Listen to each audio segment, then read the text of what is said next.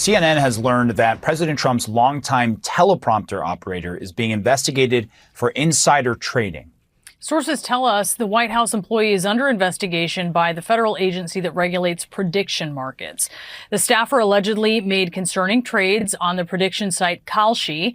One source said the person made more than $90,000 in profits. I know it may come as a surprise, but an advisor to Trump, who himself has enriched himself to the tune of billions of dollars, has just been caught with insider trading. Guys, this is a pretty wild story, and it is the first known example of potential insider trading coming from the Trump White House. So, as you mentioned, this is the president's longtime teleprompter operator, a trusted aide who has been with Donald Trump for a while. His name is Gabriel Perez. And sources tell me that the prediction market site Kalshi uncovered some suspicious activity relating to mention markets, which are where you can bet on what public figures, including Trump, are going to say. They're very popular markets because with Trump, it can be unpredictable what he's going to say, and you can make a lot of money. And if you're the teleprompter guy, you have inside information. That is the allegation here. Of all people to get caught, it was Trump's teleprompter. Now, he ran Trump's teleprompter since 2016. And perhaps he thought he should get in on this insider trading game, which seems to be happening with all the very suspicious trades around the tariff announcements, around the war. Well, he got caught. Evidently, he was placing trades on Kalshi depending on what Trump would say on a speech. Seems like these days you can bet on anything. They said that he won $100,000 because, well, he knew what Trump was going to say in the speech. He had the teleprompter. The speech had to go in. Evidently, because Trump also does veer off course with his speech, he would sometimes cancel his trades mid-speech as Trump was veering off the speech. I mean, the rest of us didn't like it, but he certainly didn't like it when Trump veered off the speech. So he's had to handle his investigation by the Commodities Trade Group. Who knows what will actually happen to him? But the fact of the matter is perhaps he's just not powerful enough.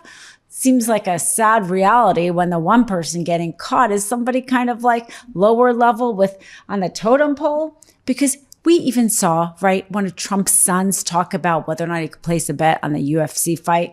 And then that all got backtracked with X, whether or not that's true or not. We also see Speaker Mike Johnson do nothing about the fact that Congress can still continue to place trades, despite the fact that they really have what amounts to insider trading information. Well, look, the salary of Congress has been frozen since 2009. When you adjust for inflation, a member of Congress today is making 31% less than they made in that year. It goes down every year. And over time, if you stay on this trajectory, you're going to have less qualified people who are willing to make the extreme sacrifice to run for Congress. I mean, it's just people just make a reasonable decision as a family on whether or not they can come and move to Washington, have a residence here, residence at home, and do all the things that are required. So the counter argument is, and I have some sympathy, look, at least let them engage in some stock trading so that they can continue to, take care of their family. Donald Trump just announced that he is setting up an insider trading information subscription service. If you pay Donald Trump, $100,000 a month, he will give you early access to the announcements he's making regarding federal policy, early access to information about tariffs, early access to information about the Iran war, early access to information about what country he's bombing next. This is a criminal syndicate that he is running out in the open. It is illegal to make money off of inside information. Donald Trump is literally setting up a formal process by which you can pay him a bribe in exchange for information that no one else has. $100,000 a month. Big billion-dollar corporations have that money. And when they have advance notice of a tariff announcement, they can place bets on the market to be able to make millions of dollars. Well, ordinary Americans who cannot pay him for inside information get screwed. None of this is normal. A lot of this is illegal. And I will just say to companies out there, if you choose to take part in this scheme and it proves to be illegal as it looks on its face, you are going to eventually be held accountable. I mean, the fact of the matter is, I used to be a corporate transactional attorney. Literally what I did was make sure that public companies announced everything to the public and was so transparent to the public that everybody would know the same thing at the same time.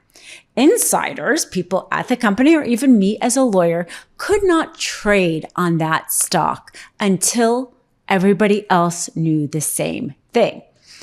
It's ironic. It's ironic because Kalshi actually changed their rules because of this prompter. They're now going to make it that you have to say what your job is when you sign up to bet. So here's a perfect example of why insider trading is so bad, why the Securities and Exchange 1934 regulations even came about.